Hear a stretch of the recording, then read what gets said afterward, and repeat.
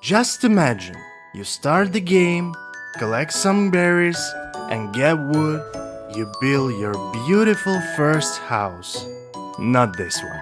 You build your beautiful first house, set a fire, and everything burns to hell! New fire hazard mechanics in Valheim. What is it? How it works?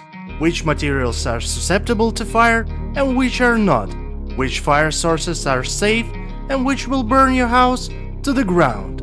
We will learn how to put out the fire and how to control it in new realities of Ashland's update. Stay with me to the end and I will reveal to you all the secrets that fire hazard hides. What is it? This is a new mechanic that came to us with Ashland's update.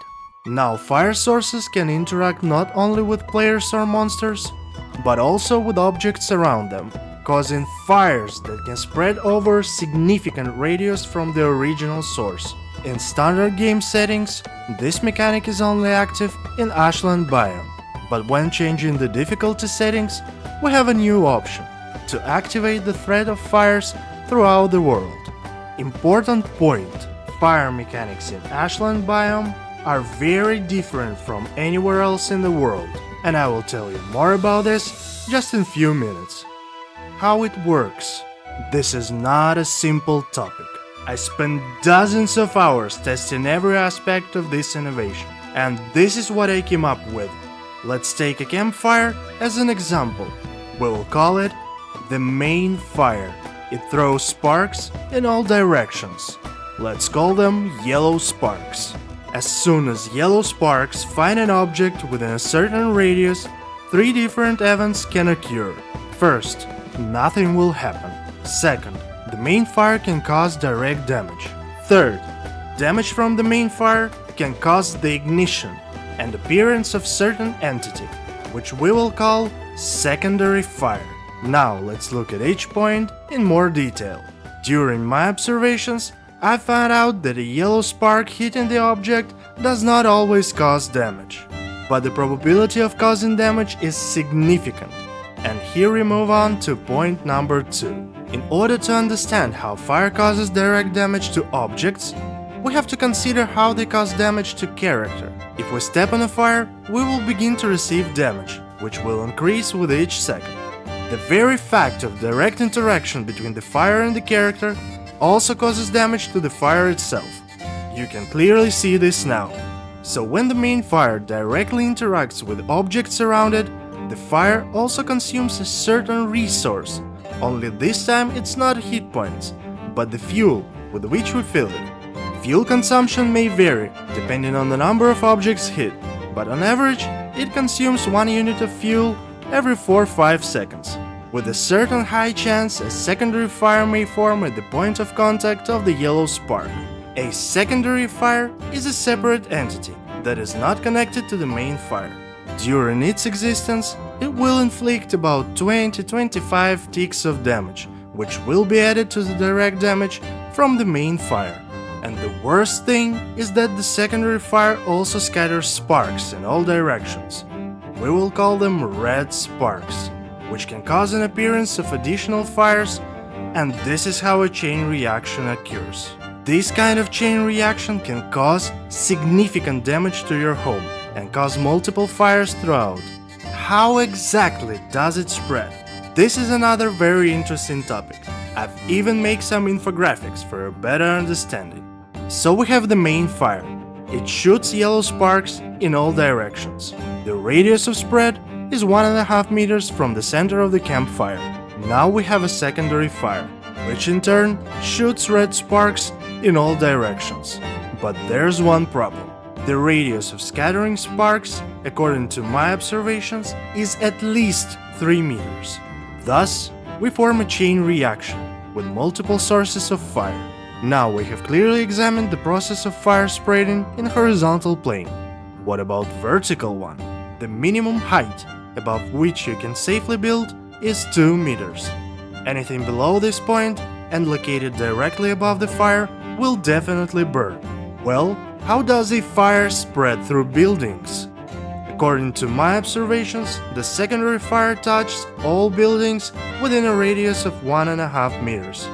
Moreover, this also applies to those buildings that were not directly attached to the source of the fire, but are simply located within the fire radius.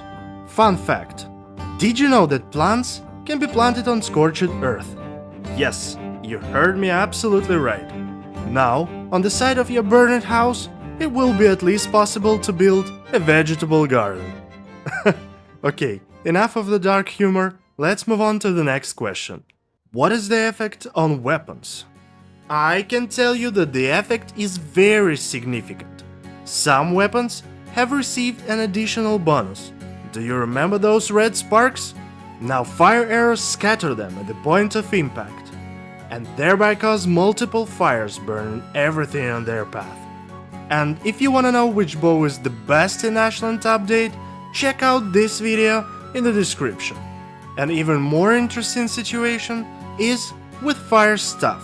He launches a ball, which, after a massive explosion, also scatters red sparks, causing even larger fires. I've tested several other fire weapons but didn't notice such a significant effect. What other type of weapons can have similar effect as Fire Stuff or Fire Arrows? Tell me in the comments below, which materials are susceptible to fire and which are not. This question on one hand is very simple, but on the other hand, it is interesting enough to consider it more deeply. Let's carry out a series of tests on various materials and see how susceptible they are to burning. And we'll start with new ash wood. As you can see, it takes 36 damage and this material has no resistance to fire at all. How about dark wood? The situation is the same, 36 damage and it burns pretty quickly. Log beam is next. You can see that the damage is white and it's only 28.5. That looks more promising. What about regular wood? As you can see, it's very resistant to fire and the damage is 16.5. That was very unexpected result, but I'm pretty sure that this is bug, because all other wood pieces will take regular white damage. Did we miss some? Wood iron beam. It will take regular 28.5 damage.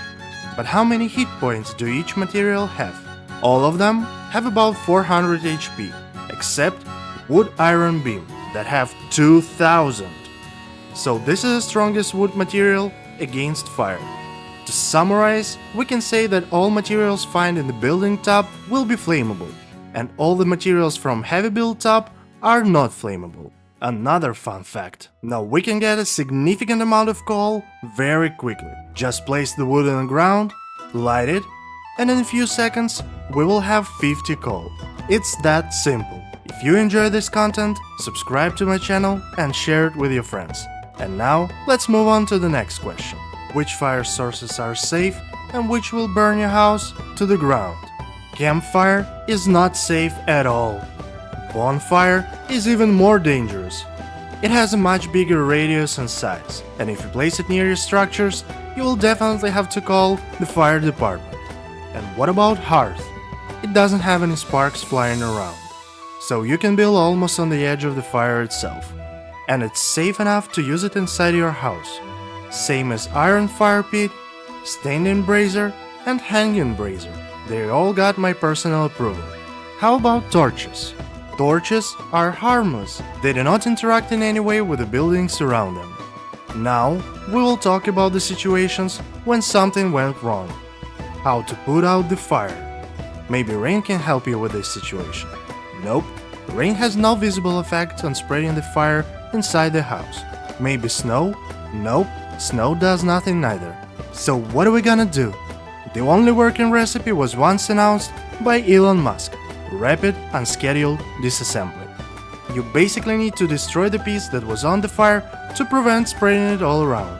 Alternative and not very effective way is just to stand there and repair all the damaged pieces. Now let's move on to the next one. Do you remember at the beginning of this video I've told you that this mechanics works very differently in Ashland Biome? So what is the difference? Just one little detail makes a huge difference in relation to other biomes. In Ashland, the land itself is flammable. it somehow attracts secondary fire to itself from much greater distance, so you cannot build anything around that fire. The other interesting side is that main fire can be damaged by the secondary fire. It will think that he is dealing damage to an object, but eventually dealing damage to itself, burning all the wood inside. Is it even possible to build safely with these mechanics? Sure, and I will show you a couple of options, but before that, we need to take a quick look at smoke mechanics for better understanding of the whole process. And so the smoke particles have the shape of a 2 by 2 meter square. They are produced by the fire and tend to raise to the top. They can also be redirected to the side using inclined surfaces, and roofs do this best. Each particle has a certain lifetime. They can also accumulate in the same square. If the amount of accumulated smoke above a fire exceeds a certain point, then the fire goes out. As you can see, the smoke can raise up to 14 meters in height, but it doesn't need that much space to burn efficiently. A closed space, 4 meters high, will be enough for stable operation, but it's better to give it a little more. Now, understanding how it all works, we can move to building a safe fireplace. How to build safely. In Ashland Biome, you need to place the campfire above the ground. Use stone pieces to prevent unintended fire. In order to have a campfire in the house, outside the Ashland Biome, we will need much more space than before. I would prefer to have 6 by 6 meters around the fire and 2 meters above. Regarding iron fire pit, we can use the same strategy as before, 2 by 2 meters with smoke vent. Speaking about hearth, we can rely on standard methods, remembering to leave a 2-meter gap above the fire. If you plan to use stone to build chimney, we can afford more daring solutions. Here, you can notice that we used a closed fireplace, which is very convenient. And no one stops you from going even further.